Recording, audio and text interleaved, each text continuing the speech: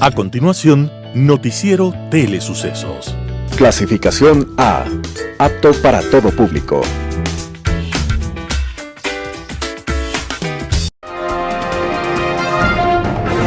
Aquí en Sucesos, un día como hoy. Hay hombres llenos de luz que iluminan su época y mucho más, y lo logran a base de talento y de actitud. Uno de ellos se llamó Francisco María Arouet, y por su nombre pocos lo conocen. Pero si decimos que se llamaba Voltaire, entonces el mundo del pensamiento y de la literatura le rinden homenaje merecido. Voltaire vivió en medio de los cortesanos, pero no tuvo inconveniente en burlarse de su mediocridad y de su visión fofa e ingenua del mundo. Este filósofo sacudió a la sociedad de su época con su irreverencia y su brillantez. Frente a la ignorancia, Voltaire oponía la racionalidad. Frente al fanatismo, el estudio. Y frente a la intolerancia y las persecuciones, oponía el respeto a otros puntos de vista y libertad de pensamiento. Profundo crítico de la sociedad de su época, ese era Voltaire, irónico, agudo, brillante pensador. Y un día como hoy, 21 de noviembre de 1694, Voltaire estaba naciendo en este mundo, para dejarlo un poco mejor que antes, gracias a su compromiso con la razón y la verdad. Recordémoslo siempre con esta frase para que ilumine los espacios cotidianos de nuestras vidas. No estoy de acuerdo con lo que dices, pero defendería hasta la muerte tu derecho a decirlo. Aquí en Sucesos, un día como hoy.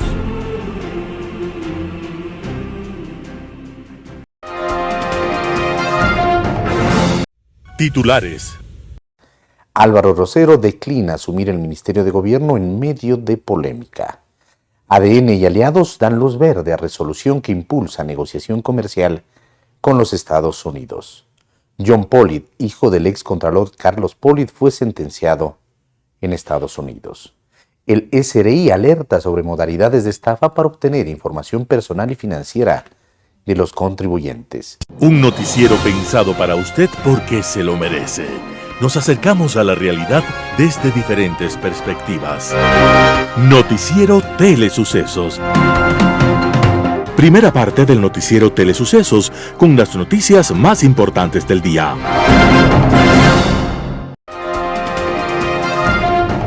¿Qué tal, amigos? Bienvenidos a una nueva edición del noticiero Telesucesos. Adelante con la información.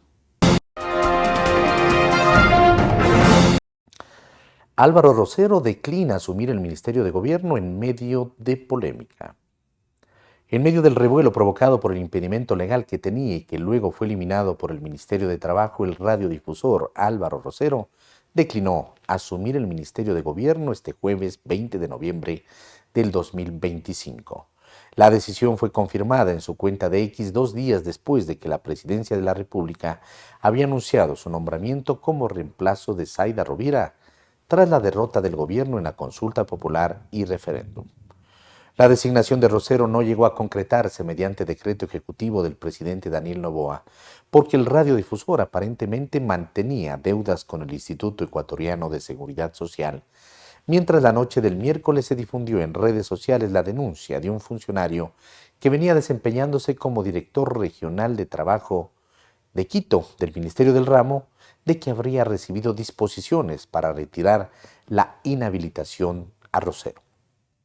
La designación de Rosero, gerente de la radio Exa Democracia de Quito y conductor del show de La Papaya, había despertado una oleada de críticas también por su falta de experiencia en el sector público, siendo el Ministerio de Gobierno clave para la gestión política y diálogo del Ejecutivo con partidos y organizaciones.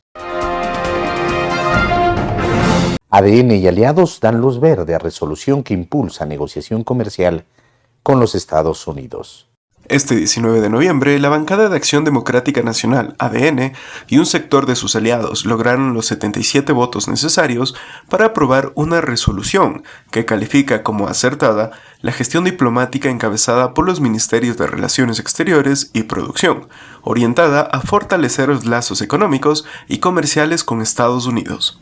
El bloque correísta rechazó la resolución con 60 votos en contra y exhortó a los ministerios de Frente Productivo a implementar mecanismos de difusión, información y asistencia técnica dirigidos a los productores, especialmente a zonas rurales, así como a los pequeños y medianos agricultores.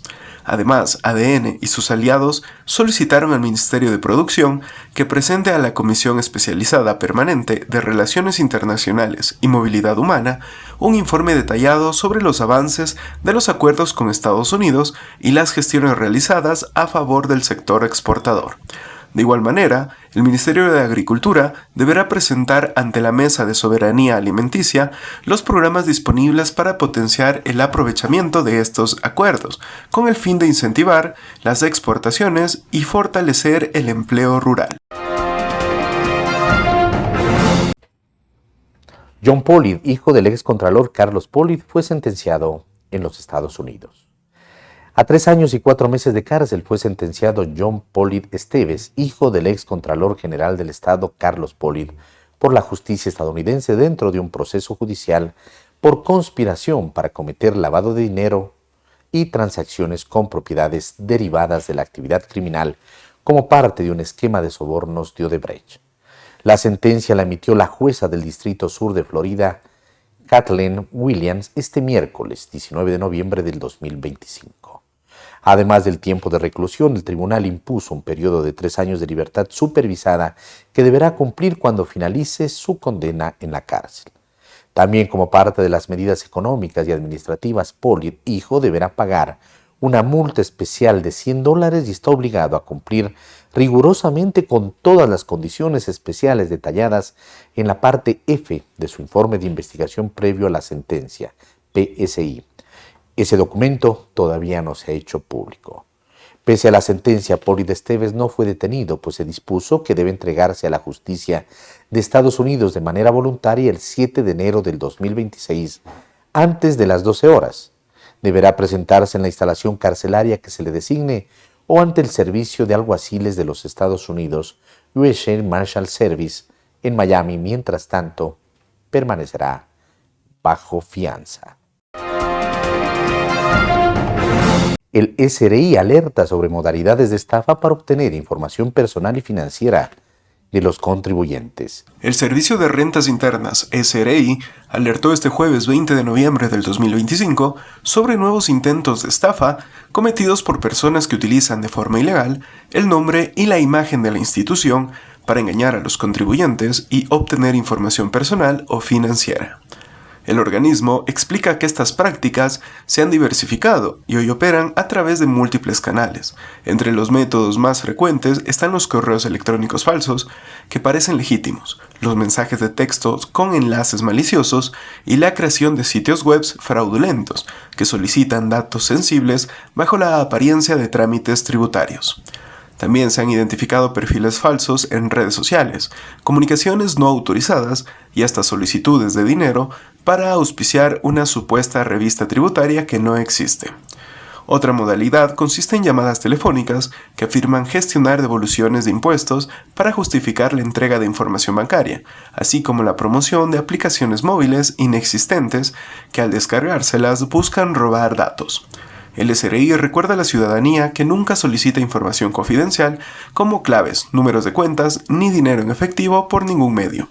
Ante cualquier duda o sospecha, los contribuyentes pueden reportar de inmediato estos casos a los buzones de denuncias disponibles en www.sri.gov.es o comunicarse al 1-700-774-774.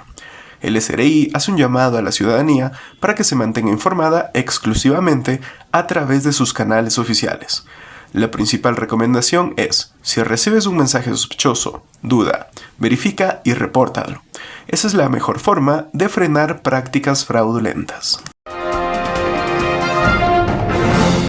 Se reformulan los cargos para los 13 detenidos en Otavalo durante el paro indígena.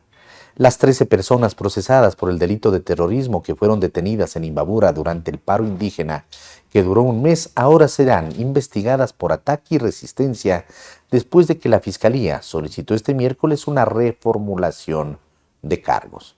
El fiscal Galiano Balcázar aseguró que durante la instrucción fiscal se realizaron pericias y recolectaron indicios que le permiten justificar el cambio de delito a ataque y resistencia en concurso real de infracciones, ya que se investigará la resistencia con violencia a los policías y los daños a bienes públicos que supuestamente habrían ocasionado los procesados en un ataque a un cuartel de policía del municipio de Otavalo, en Imbabura. Afirmó que agentes de criminalística determinaron que los daños ascienden a más de $125,000, pues también se destruyeron vehículos, motocicletas y maquinaria pesada.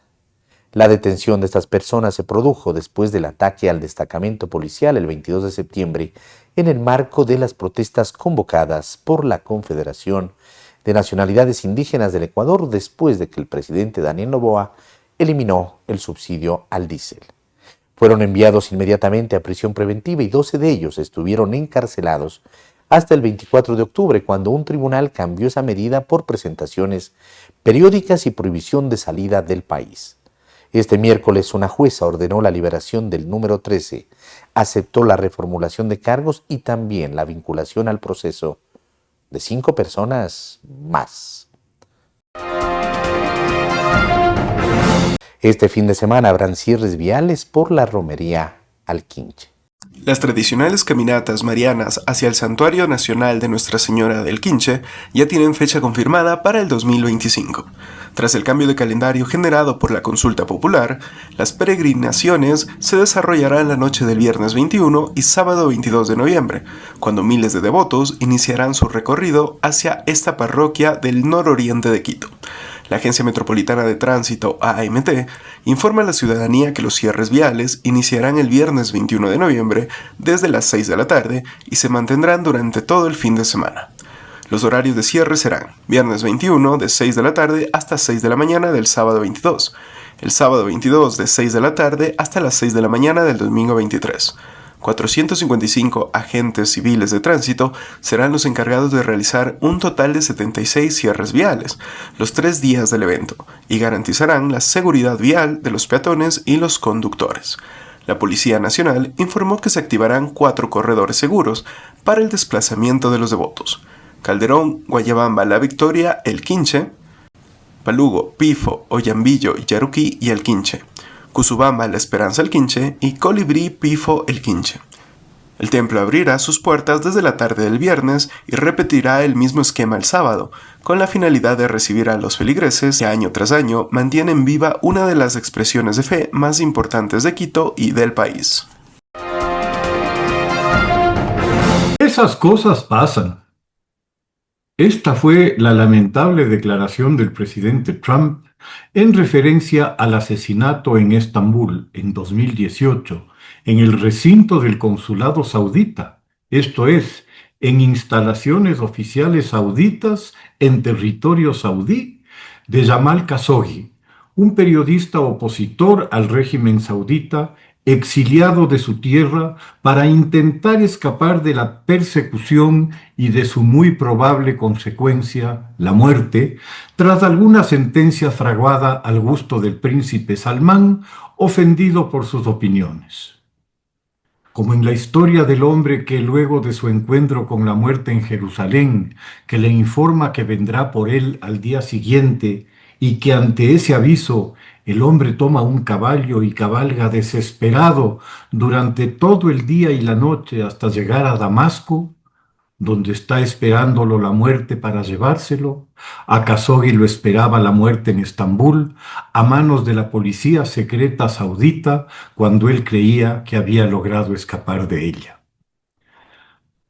Todos los indicios y sospechas apuntan al príncipe Salmán como el autor intelectual del crimen, de acuerdo a la CIA y a varias agencias europeas de inteligencia. El presidente Trump, seguramente informado por instancias superiores de un origen desconocido, seguramente celestial, exculpa al príncipe Salmán durante la visita de este martes a Washington de cualquier participación suya en el crimen del periodista. ¿Quién sabe si la oferta de $1 billón en inversiones sauditas en los Estados Unidos habrán tenido alguna influencia para la declaración? ¿O la compra de centenares de millones de dólares en armamento para el reino? La recepción con alfombra roja para criminales, que al parecer se está institucionalizando en Washington para personajes como Putin, no podía faltar en la de Salmán, cuya presencia en Washington fue, bajo sus términos, una cumplida venganza del príncipe por sus años como paria. Consiguió los F-35 que buscaba, algo que habrá caído muy mal con otro de los favoritos de Trump, Netanyahu, así como el dejar en el limbo la incorporación del reino saudita a los acuerdos de Abraham hasta que se avance en la solución de los dos estados para Palestina.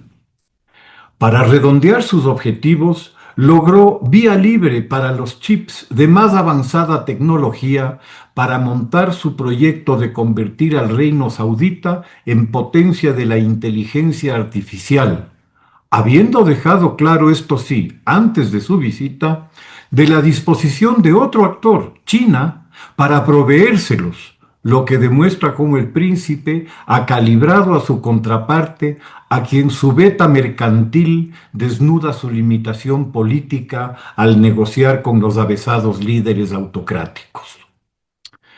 Dentro de la creciente complejidad de un mundo en cambio, sería injusto exigir que un gobernante, por preparado o inteligente que sea, pueda cubrir todo el espectro de temas y asuntos que surgen de las relaciones internacionales, lo que requiere equipos especializados que preparen informes de detalle para cada situación, de tal manera que sea posible afrontarla con conocimiento y claridad.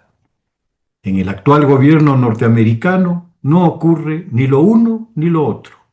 A las limitaciones presidenciales se agregan las de un entorno ideológicamente ciego que interpreta la realidad en planos esotéricos al punto de alejarse de las ciencias y los científicos, vistos desde la perspectiva cuasi medieval de las bases religiosas del presidente, como enemigos de la fe y de las escrituras. La presencia, a cargo de la salud pública, de un declarado escéptico de las vacunas es tan solo la punta del iceberg. A falta entonces de capacidades propias para un estadista y de un equipo que pueda darle soporte, lo único que podría redimir estas limitaciones sería un profundo contenido moral y ético del líder en su toma de decisiones, algo que tampoco ha sido visible ni antes ni después de las elecciones del presidente.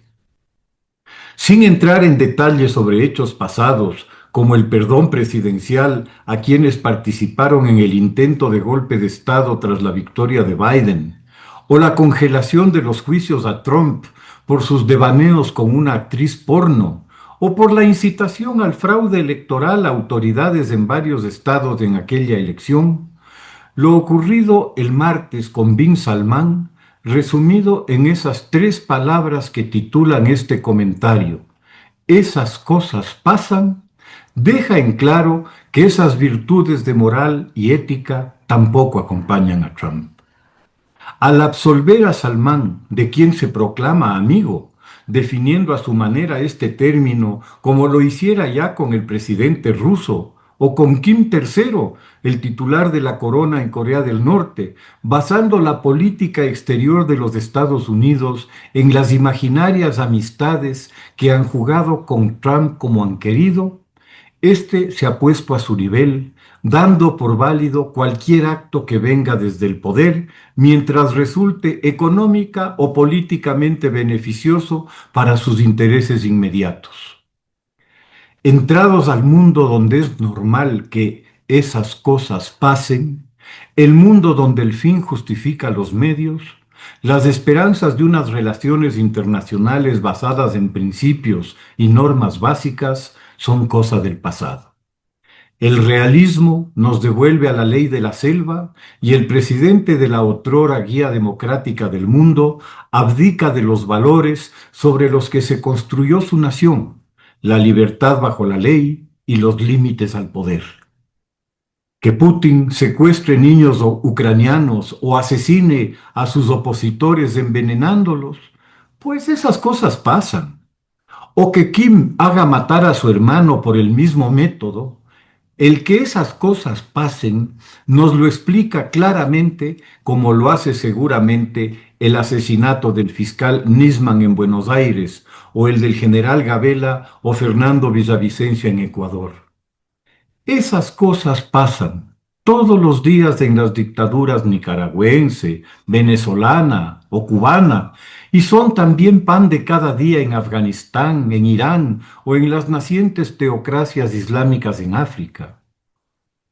El mirar a otro lado cuando esas cosas pasan es lo que llevó al holocausto, a los holocaustos del pasado siglo, de las cámaras de gas donde se industrializó el asesinato masivo, a los gulags donde la muerte se alargaba por años en medio de vejaciones y trabajos forzados, a las masivas hambrunas soviéticas o chinas, a los campos de la muerte camboyanos, a las cárceles de Assad, a los muertos de Gaza. Esas cosas pasan será la frase sacramental para los futuros criminales que las recordarán como fórmula de absolución, hasta de indulgencia plenaria por sus acciones. Bin Salman debe haber leído con toda atención y encarnado al príncipe de Maquiavelo, aquel que para gobernar, como aconseja el florentino, vale más ser temido que amado. Tras la explicación de que esas cosas pasan, seguramente veremos un importante repunte de ventas de El Príncipe y de aplicados aprendices de sus recomendaciones. El repunte del autoritarismo así lo confirmaría. Poco deberán preocuparse de críticas y mucho menos de juicios, pues ya ha quedado claro que esas cosas pasan. Muchas gracias. Natalie Morillo es la nueva ministra de Gobierno. La asambleísta Natalie Morillo, de la bancada oficialista Acción Democrática Nacional ADN, será la nueva ministra de Gobierno de Daniel Noboa después de que el radiodifusor Álvaro Rosero declinara este jueves 20 de noviembre de 2025 de asumir ese cargo en Ecuador. Para asumir el cargo deberá renunciar primero a la Asamblea Nacional, lo que no se ha concretado hasta el momento. Murillo, actual miembro de la bancada de ADN, fue elegida como asambleísta en las elecciones extraordinarias realizadas en 2023 por el movimiento Construye, así como suplente del exministro Patricio Carrillo. Este último no pudo asumir el cargo tras haber sido censurado en un juicio político y Morillo fue nombrado oficialmente.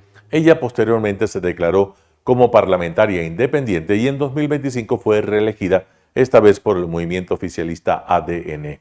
En el actual periodo legislativo se desempeñaba como vicepresidenta de la Comisión de Fiscalización. La ministra Morillo es licenciada en Comunicación Social con mención en Periodismo Investigativo por la Universidad Politécnica Salesiana. Cuenta con un máster en Comunicación y Marketing Político y un diplomado en Marketing y Negocios Digitales. La funcionaria inició su carrera como reportera en el diario Hoy y posteriormente trabajó en Telerama Televisión, donde se desempeñó como coordinadora de noticias. La Secretaría de Comunicación resume que en el sector público Morillo ha ocupado varios cargos vinculados a la comunicación institucional. En 2022, Morillo fue asesora y jefa del despacho del ministro del Interior, fue gerente nacional de comunicación de la Corporación Nacional de Telecomunicaciones, CNT. Coca-Cola Sinclair está a un paso de pasar a manos de Power China. Falta definir la operación y mantenimiento.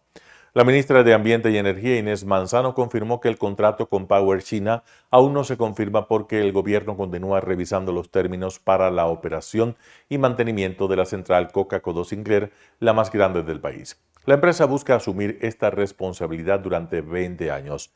Manzano aseguró que el plazo de 20 años no genera objeción, pero sí es necesario ajustar los valores y condiciones para proteger los intereses del Estado.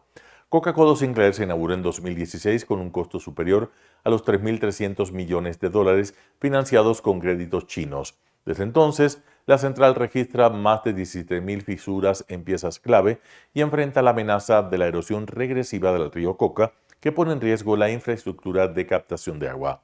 La Corporación Eléctrica del Ecuador, CELEC, mantiene un proceso de arbitraje con Sinohydro, constructora de la obra, que se cerraría con este acuerdo. La ministra explicó que la estructura económica del acuerdo ya está definida. Ecuador recibirá 400 millones de dólares, de los cuales 200 millones serían en efectivo y el resto se reconocerá como crédito de proveedor.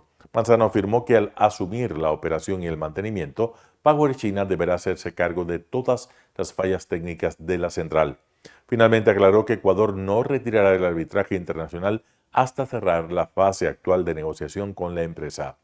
En julio de 2025 se conoció que el gobierno ecuatoriano alcanzó un acuerdo de conciliación con Power China. El convenio denominado Settlement Agreement busca poner fin al proceso de arbitraje entre SELEC y Sinohydro.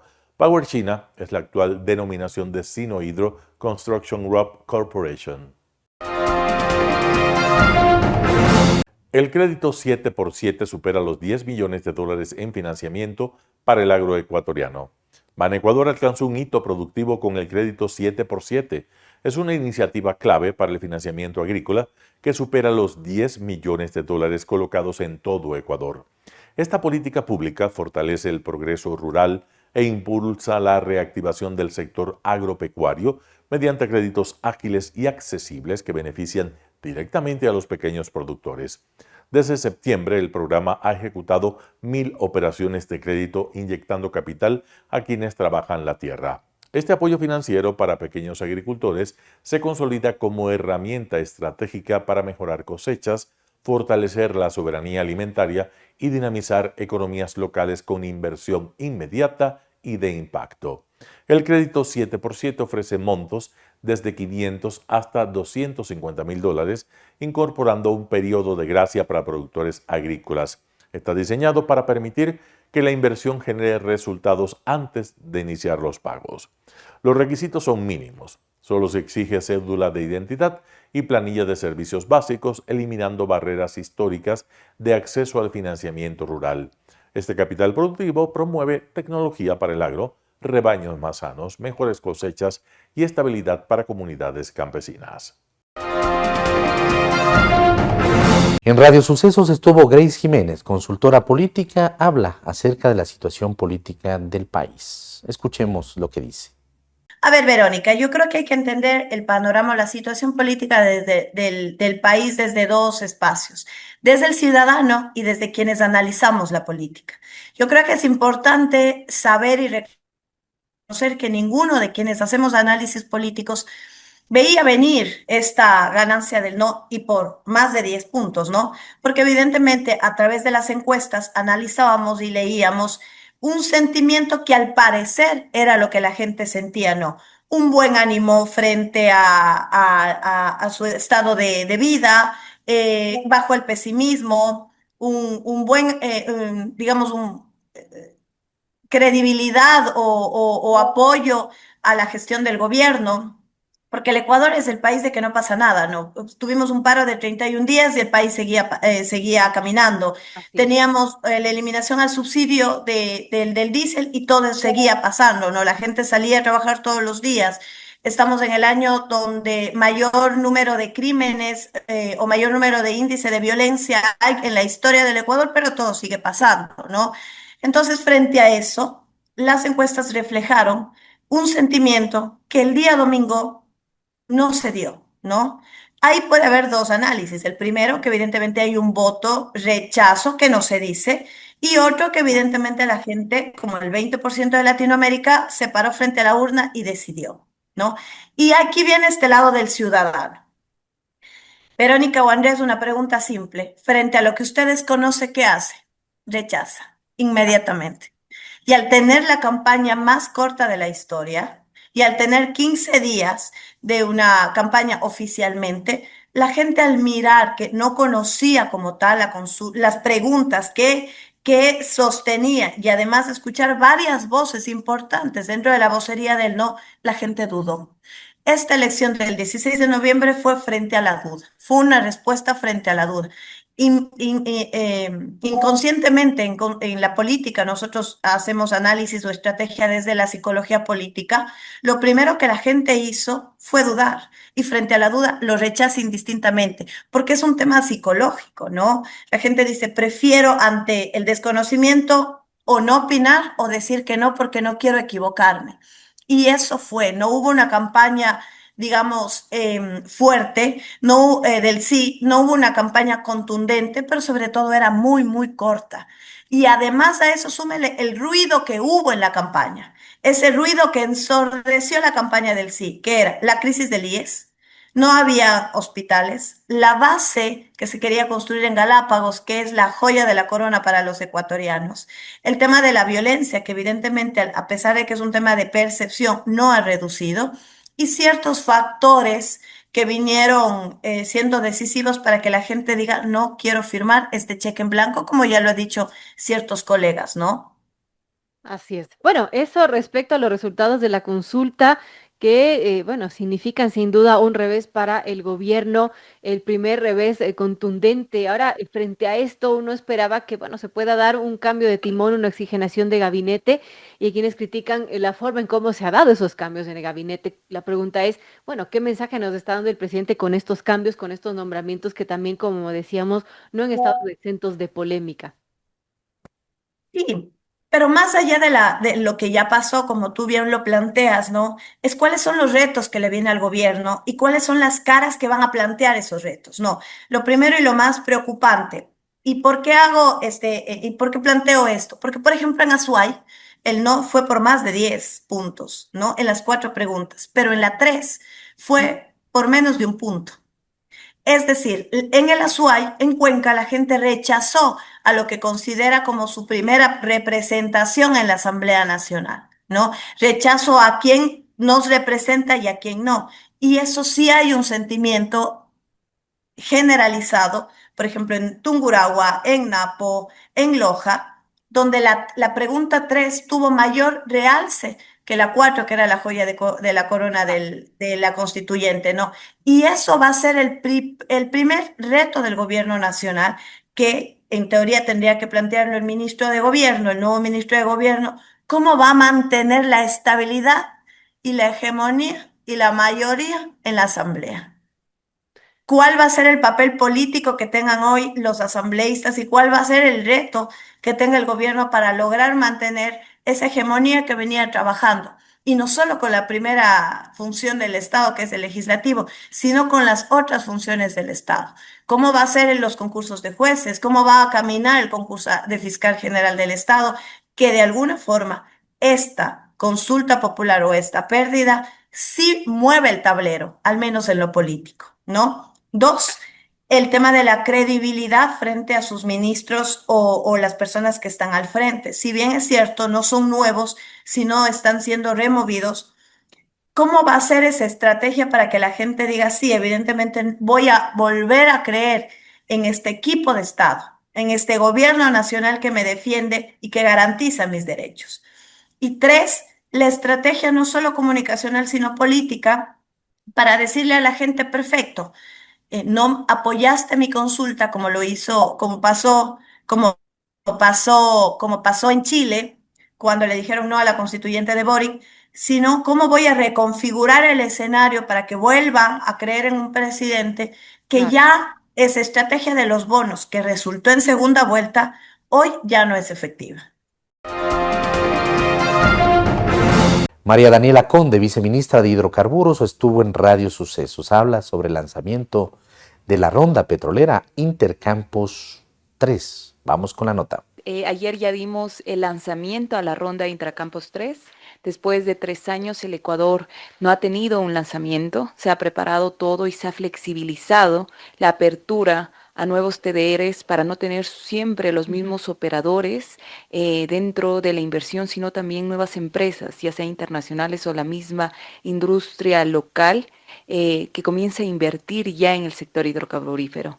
Como mencionabas, la falta de inversión y la falta de una correcta exploración en los campos petroleros ha causado que la curva natural de los pozos vaya en decaída. Y vemos que la producción nacional está poco a poco yendo a la baja. Es por eso que la correcta inversión y estos pasos que se dan ya comienzan a mostrar resultados y van a mostrar resultados a futuro de una producción más estable, una producción que podamos realmente representar lo que en un momento fue y aún más una matriz energética sostenible. Claro, ahora esta que se lanza, esta ronda petrolera Intercampos 3, bueno, son oportunidades de inversión, pero esto no significa, viceministra, que enseguida pues viene la producción petrolera, esto toma su tiempo. La pregunta es ¿cuánto tiempo? ¿Qué podemos esperar de esto? Claro, tenemos un roadmap muy claro en cuanto a los pasos administrativos previos ya a una adjudicación del bloque, lo podemos hacer muy eficiente y esa es la meta, hacerlo eficiente. Ujú. Vamos a tener ya en el lanzamiento que fue ayer, comienza ya a dar los data packs a los inversionistas interesados. Adicional, vamos a tener una calificación de inversionistas por medio del call. Luego ya viene lo que es una calificación de estas propuestas y finalmente vendría la firma del contrato que lo esperaríamos para finales de agosto. Y ya una entrega de los bloques sería para septiembre, primeros días de octubre. Luego comienzan ya lo que es la inversión dentro del desarrollo de los campos, ya por las Mm. empresas adjudicadas. Y esto, en Lumbaki, que ya tenemos alrededor de 10 pozos perforados dentro del área, va a ser mucho más eficiente la producción, la vamos a tener en aproximadamente 2 años. Tetete Sur y Pañayacu Norte se verá en uno de 3 a 5 años, dependiendo del nivel de inversión inicial que den en las primeras ofertas. Ahora, sin embargo, ustedes planteaban una meta que para muchos expertos es poco realista, cerrar este año con 500,000 barriles diarios de petróleo. Esto, bueno, ¿cómo va esos planes? Porque hay quienes dicen que no sería muy realista esta cifra. Sí, esta meta se basa en ser recursivos y ser eficientes. Entonces, para llegar al 500,000 de barriles, lo que estamos haciendo es ponerlo en dos palancas. Una palanca es con las empresas privadas. Se ha conversado con cada operadora para que sea eficiente en las inversiones. Hemos logrado y vamos a lograr ya para diciembre un aumento de 17,000 barriles gracias a ir el análisis de pozo a pozo, tanto con nuestros ingenieros petroleros como con sus ingenieros petroleros, para realmente llegar a al máximo potencial. Y por parte de Petroecuador, sabemos que Petroecuador es una empresa que tiene actualmente la mayor participación Claro. dentro de la volumetría de petróleo. Entonces, aquí hay que saber poner en donde haya mayor producción, poner la mayor inversión, ser eficientes. Y eso es lo que estamos haciendo, donde tenemos, por ejemplo, Sacha, que es el campo con muy buena rentabilidad, poner una mayor cantidad de inversión, tal vez irla reestructurando internamente y así lograr estos 100,000 por parte de Petroecuador barriles adicionales. ¿Está sobre la mesa todavía concesionar Sacha? Actualmente con Sacha lo que se tiene es llevarla dentro de los recursos que tenemos como Estado, como Petroecuador, a su máximo potencial. Eso es lo que tenemos el día de hoy, como meta, como gobierno. Bueno, veamos si es que se llega entonces a final de año con esa meta. Estamos con la viceministra de Hidrocarburos, María Daniela Conde. Muchas gracias, viceministra, por acompañarnos. Acerca del lanzamiento de ayer, son 3 nuevos bloques, Lumbaki, Tetete y Pañayacu. Más o menos, ¿sabe cuáles son las empresas que están interesadas en invertir? Son los operadores que ya están aquí, por ejemplo, Andes Petroleum, que recibió un premio ayer por las buenas prácticas justamente en el lanzamiento, o las operadoras de sucumbíos. ¿Cómo ve la participación privada? ¿Y hay algunas empresas interesadas?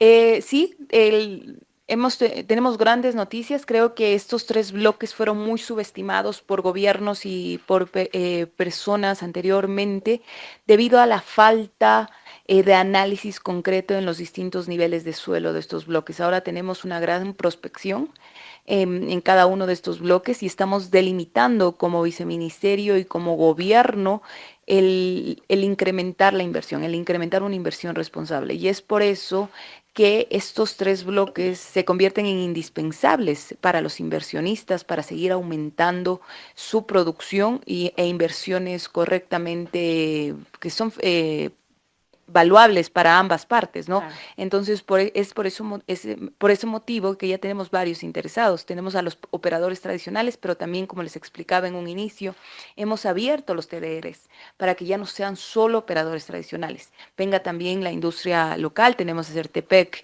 que le encantaría participar y queremos ir incrementando estos TDRs para que sea más flexible. La construcción de un país se debe de hacer en base a una continua expansión de oportunidades para todos. En el programa Impacto Informativo estuvo Mauricio Pozo, exministro de Finanzas. Habla sobre el aumento del riesgo país. Escuchemos qué es lo que opina. Bueno, primero empezar indicando que efectivamente hay una lectura que hacen los mercados internacionales, eso se expresa en el riesgo país. Yo personalmente creo que todavía ese impacto no es mayor. Obviamente ha habido más descuento en los bonos, más valor en el tema del riesgo país, producto de cierta preocupación que puede existir después del resultado. Pero esto, para ver qué ocurre hacia adelante o qué podría acontecer, hay que ver algunos factores. En primer lugar, cómo está la recomposición del gabinete del presidente Noboa. Hemos visto que ha hecho algunos cambios, algunos han rotado de un lugar a otro, pero en el ámbito económico, hasta el día de hoy al menos, veo que la situación sigue igual. Bueno, en Es decir, no ha agricultura habido... hubo un cambio, ¿no? En agricultura sí, pero en el ámbito económico de las finanzas públicas y del Banco Central, bueno, eso es un poquito independiente, pero se mantiene el equipo que estaba. Claro. Pero más allá de eso, hay que ver, creo que es más importante inclusive, cuáles son las acciones que va a emprender, cuál es el mensaje que va a poder difundir después de este resultado en el área económica, para de acuerdo a eso, de alguna manera poder diagnosticar qué podría ser el mercado internacional o cuál podría ser la reacción del mercado internacional frente a lo que acaba de acontecer. El que haya generado una salida poco auspiciosa, pongámoslo así, al gobierno, no necesariamente quiere decir que el gobierno se va a lanzar al abandono en la parte económica. Creo que eso no le conviene bajo ningún concepto, haya ganado o haya perdido el tema de la consulta. Creo que el gobierno tiene que perseverar en la línea de mantener los acuerdos internacionales, me refiero al acuerdo con el fondo y los multilaterales, no está en condiciones de darse el lujo de abandonar esa línea. Sin embargo, sí creo que va a haber más dificultad para alcanzar ciertas metas. Le doy un ejemplo. El déficit fiscal, por ejemplo, del presupuesto del Estado que está este momento en la Asamblea Nacional, dista de más de 2.000 millones de dólares respecto a la meta del propio Fondo Monetario. Habrá que ver qué ajustes va a introducir. Si la reforma tributaria, que sí está en el programa económico, van a necesitar algún tipo de modificación respecto a lo que seguramente tenían planeado, a pesar de que todavía no conocemos en qué consistía. Yo me imagino, y esto es de especulación mía, que no va a pensar en aumentos de tasas impositivas, pero sí va a pensar, por ejemplo, en ampliar la base de contribución. ¿Qué significa eso? Eliminar, por ejemplo, algunas exenciones. Pero eso está por verse, no se conoce todavía, y sobre esa base ver cómo puede manejar su mayoría en la Asamblea, que es la que aprobaría, por ejemplo, algún tema tributario, a pesar del resultado, dado que todavía tiene mayoría. No sé cuán sólida sea la mayoría, pero al menos eso es lo que se ve. Entonces, en principio, yo le diría que hay que tomarlo un poquito con calma y con pinzas del resultado en el área económica para ver qué puede acontecer en temas como, por ejemplo, lo que usted mencionó en la pregunta del riesgo país. Ya vamos a profundizar en lo que hay que hacer. Esto de que los papeles de deuda cayeron 2% el domingo y al parecer hasta ahora han llegado al 4%, ¿qué consecuencias va a tener? Algunos de los inversionistas han dicho que para ellos era más complicado que haya ganado, que probablemente gane el sí, porque se venía una asamblea constituyente, o sea, un año de incertidumbre, porque en un año no se podía saber qué iba a definir pues la famosa asamblea constituyente. De manera que el no, de alguna manera, les da cierta comodidad. Esa es una hipótesis. O sea, si ganaba el sí, era a favor del gobierno. Supuestamente eso le daba más margen de maniobra para ciertas acciones. Pero si ganaba el no, también había o hay un resultado que también es incierto. Por lo tanto, como le decía, mucho va a depender de cuáles son las acciones que vaya a emprender el gobierno en las próximas fechas, cómo vaya a caminar en esa línea, qué resultado le pueda dar el nuevo gabinete inclusive en la parte de la negociación política, y cuán fuerte sea la alianza que tiene o la mayoría que tiene en la Asamblea Nacional.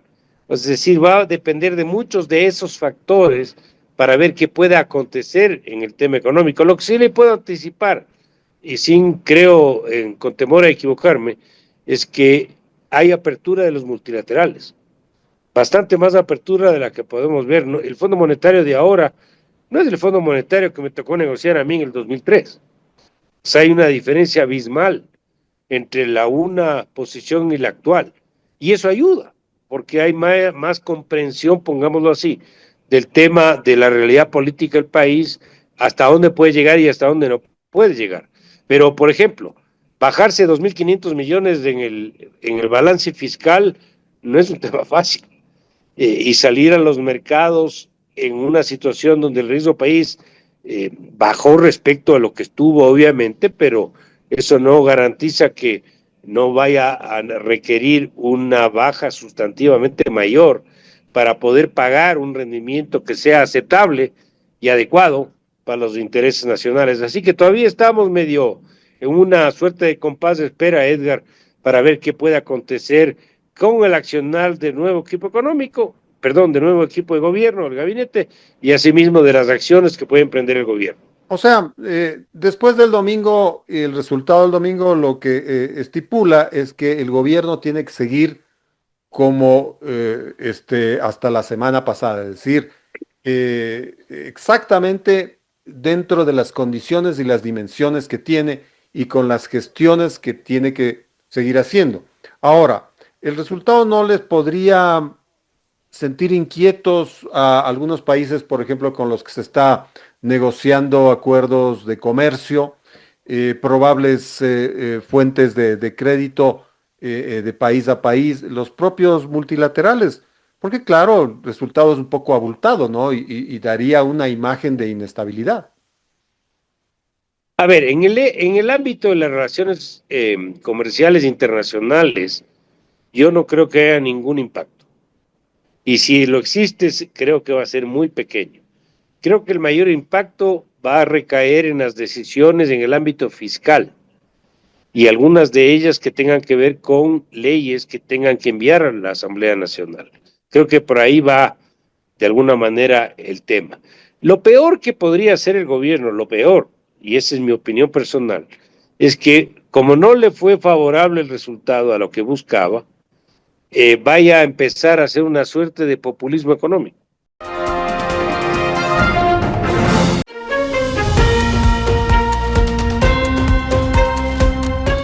Reflexiones sobre el no. Primera parte, artículo de Ramiro Rivera publicado en Diario El Comercio. Lo sucedido el domingo 16 de noviembre no ha sido inusual en la historia de las consultas populares del Ecuador. En efecto, en 4 episodios plebiscitarios, la mayoría de los electores se pronunció por el no. A pesar que algunas cuestiones que se ponían a consideración ciudadana tenían relevancia, racionalidad y conveniencia. ¿Por qué la gente dice no a lo que por elemental reflexión debería decir sí? Los votantes leen, reflexionan y se pronuncian sobre el contenido de las preguntas, ¿o acaso expresan su simpatía o disgusto sobre el gobernante que les pregunta? ¿Cuánto incide la oportunidad y el momento en que se consulta? ¿Cuánto afectan los errores que se cometen? ¿El voto es un acto de razonamiento o una expresión emocional? Recordemos los 4 casos del no. Primero, gobierno de León Febres Cordero. Preguntó si los ciudadanos independientes tenían pleno derecho a ser elegidos sin estar afiliado a un partido político. El tema era tan popular que la mayoría aplaudía y alguno que otro guardó un calculado silencio. La democracia popular lideró la campaña por el no. El gobierno tenía un desgaste y el 69.49% de los votantes emitió un castigo pronunciándose por el no. Fue el domingo 1 de junio de 1986. Segundo, gobierno de Sixto Durán Ballén. En el momento político adecuado llamó a consulta popular para el 28 de agosto de 1994. Con 7 preguntas, una de ellas relativa a la participación política de los independientes. Fue aprobada con el 65% de los sufragios. La única pregunta que perdió era si las elecciones legislativas debían realizarse en la segunda vuelta. Apuntaba a la gobernabilidad. Sin embargo, el 56% dijo que se mantenga en la primera vuelta. El mismo gobierno convocó un plebiscito el 26 de noviembre de 1995 con 11 preguntas claves y pertinentes. Pero el régimen ya estaba corroído. Un promedio del 60% le negó la aprobación. Fue castigado por los electores. Tercero, gobierno de Guillermo Lasso. Junto a las elecciones seccionales del 5 de febrero del 2023 formuló 8 preguntas de referéndum. Una relativa a la autonomía de la Fiscalía General del Estado, presidida por la prestigiada Diana Salazar. Entre otras preguntas, la reducción del número de asambleístas. La medular fue sobre la extradición de quienes habían cometido delitos relacionados con el crimen organizado transnacional. El gobierno se destrozó con rapidez. Un concluyente no fue la respuesta que recibió. Si Lasso, con cierta percepción política, hubiera convocado a una consulta popular, estando su administración en el nivel de aplauso, lo más probable habría obtenido una victoria. Cuarto, gobierno de Daniel Noboa Asín. Convoca referéndum y consulta popular para el 21 de abril del 2024. El pueblo aprueba la enmienda constitucional permitiendo la extradición con el 65% de los votos, tema que había negado al presidente Lasso. La reforma sobre el rol complementario de las Fuerzas Armadas en materia de seguridad interna supera el 72% de la adhesión. A pesar del amplio apoyo, pierden las preguntas sobre el arbitraje internacional y el trabajo por horas. 1 año y 7 meses después, el pasado domingo 16, la ciudadanía se pronuncia por el no en las 4 preguntas. ¿Cuál ha sido el mensaje de la ciudadanía y qué factores influyeron en este resultado? Artículo de Ramiro Rivera publicado en diario El Comercio. Lecciones aprendidas, ninguna. Roberto Aguilar, El Expreso. La respuesta del gobierno ante su apabullante derrota del domingo, a falta de que el presidente se pronuncie, aunque lo ha hecho ya a través de sus acciones, quedó clara: no hay nada que enmendar. Que el pueblo votó con miedo al cambio, o sea, votó mal, dijo Carolina Jaramillo, tan superior al pueblo en todos los aspectos, en la última que sería su declaración de vocera como Carondelet. Cabe suponer que fue una postura oficial. Lo único que nos han dicho los ecuatorianos despachó de su parte 3 veces en 10 minutos de televisión nacional el presidente de la Asamblea, Nils Olsen, es que quieren que sigamos trabajando con las mismas herramientas que tenemos en este momento. Las mismas herramientas quiere decir la Constitución de Montecristi. Los correístas la blandieron triunfalmente en el vestíbulo de la Asamblea como si la votación por el no fuera un pronunciamiento en su defensa, y Nils Olsen bien podría hacer lo mismo. En su lista de prioridades legislativas incluyó, citando de memoria los tópicos, de todo charlatán: salud, educación, empleo. Nada dijo de reformas constitucionales, porque esa herramienta, la Constitución de Montecristi, la piensan conservar ahora con el pretexto del mandato popular. Lo mismo imagina Álvaro Rosero, el nuevo ministro amateur de la política. El lunes de esta semana, en lo que sería el último editorial de su programa El Show de la Papaya en la alineada Radio Democracia, aseguró que la victoria por el no era el triunfo de los correístas. Su nombramiento, así como el hecho de que Daniel Noboa lo confirmara justo antes de partir hacia Estados Unidos con agenda incierta y secreta, pese a tratarse de una visita oficial, parece confirmar lo que dijo Nils Olsen, que el gobierno se queda con la herramienta constitucional que tiene. Es claro, cualquier intento de reforma exigiría una intensa negociación con las fuerzas minoritarias de la Asamblea Nacional a fin de asegurar la mayoría de 2/3 que se necesita para emprenderla. Pero ni Álvaro Rosero está calificado para esa tarea, ni Daniel Noboa parece interesado. De lo contrario, se habría quedado en el país en lugar de irse a Estados Unidos, quién sabe para qué. Todos estos mensajes sugieren lo peor. Para empezar, el gobierno no acepta su derrota. Reconoce el resultado, que no es lo mismo, porque no le queda más remedio, y con el pretexto de ese resultado pretende conservar la Constitución de Montecristi, que es la herramienta más apropiada para hacer precisamente aquello que el pueblo le negó masivamente en las urnas, acrecentar su poder. Ya había admitido el gobierno que la motivación de la constituyente era la reforma penal.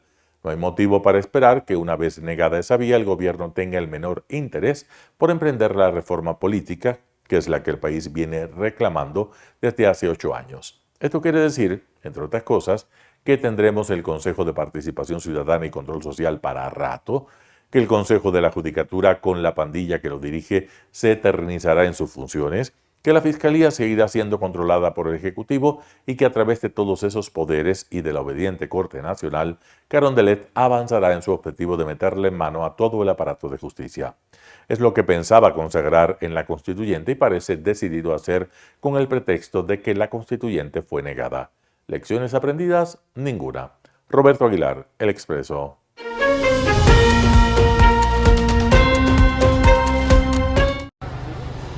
Dos trenes chocan en el sur de la República Checa. 5 personas resultaron gravemente heridas y decenas con lesiones leves.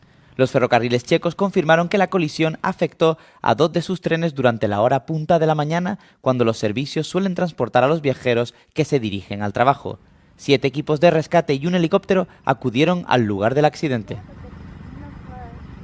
Máme informace o tom, že ve vlacích dohromady cestovalo na 5 desítek osob, z toho 3 desítky osob byly zraněny, ať už těžce nebo lehce, a byly převezeny do nemocnic v Českých Budějovicích a v okolních městech. Se está investigando la causa del accidente, pero los medios de comunicación locales informan de que uno de los conductores podría haberse saltado una señal de prohibición al circular. Al parecer, ambos conductores se consiguieron ver a cientos de metros de distancia, pero no fueron capaces de detener los trenes a tiempo. La línea ferroviaria permanece cerrada a la espera de que concluyan la investigación y las operaciones de limpieza.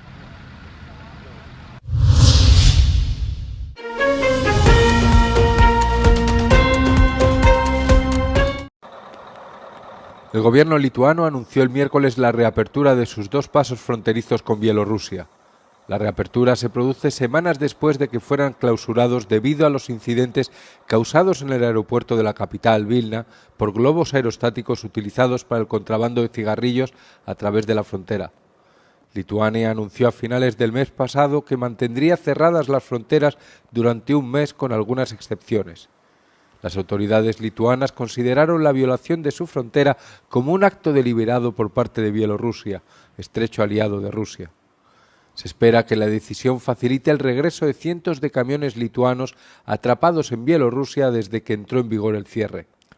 Minsk se negó a abrir un corredor para permitir el regreso de los camiones lituanos y optó por retenerlos para así presionar a Lituania para que reabriera los pasos fronterizos.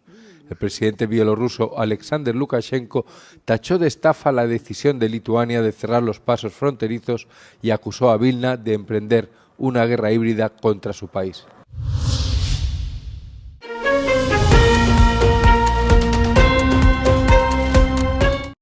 El presidente de Estados Unidos, Donald Trump, ha ratificado la ley aprobada por el Congreso y el Senado que aprueba la divulgación de los expedientes del caso del delincuente sexual convicto Jeffrey Epstein.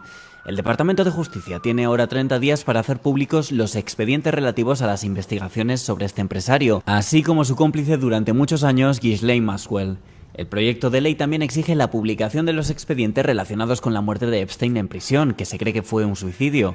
No obstante, se aplican algunas excepciones. El Departamento de Justicia puede, por ejemplo, retener información personal identificable sobre las víctimas y aquella que la Administración considere clasificada. Se desconoce qué efectos tendrá esto sobre la información contenida sobre Trump en los archivos. La medida llega después de que el presidente se opusiese durante mucho tiempo a hacer pública esta información. Sin embargo, la presión tanto de sus oponentes políticos como entre sus propias filas le obligó a ceder a su publicación final.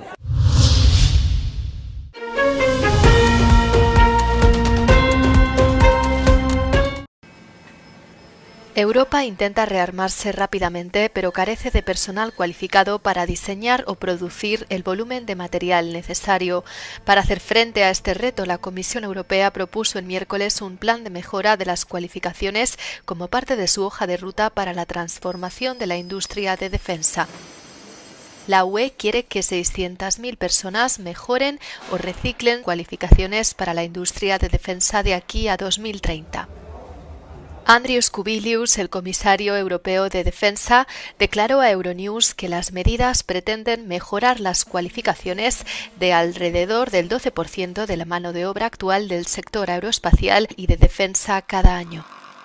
Esta escasez es un problema tanto para la oferta, donde se están desarrollando tecnologías disruptivas como la IA y la cuántica para aplicaciones de defensa, como para la demanda, donde las Fuerzas Armadas y los organismos de contratación necesitan conocimientos especializados para adquirir e integrar rápidamente estos nuevos sistemas.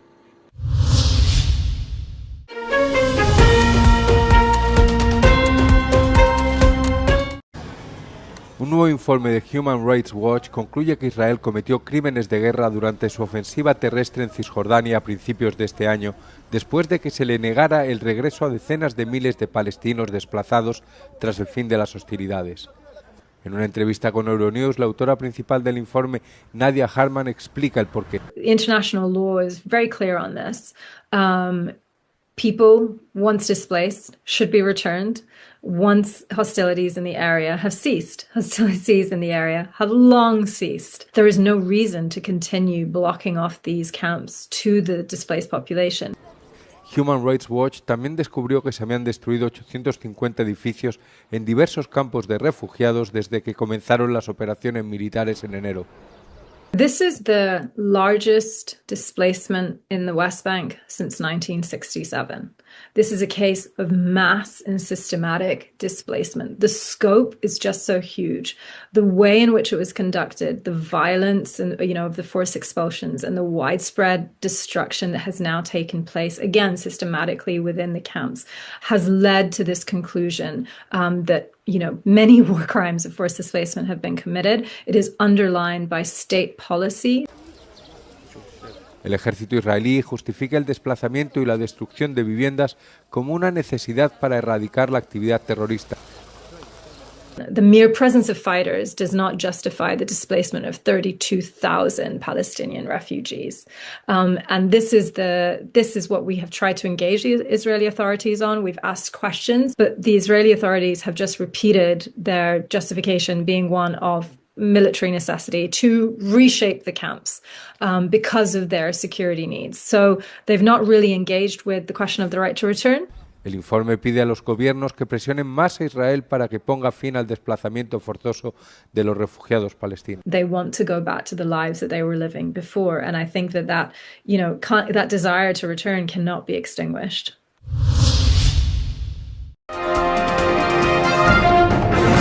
Gracias amigos por acompañarnos el día de hoy. Nos vemos en una próxima edición del noticiero Telesucesos. Un abrazo.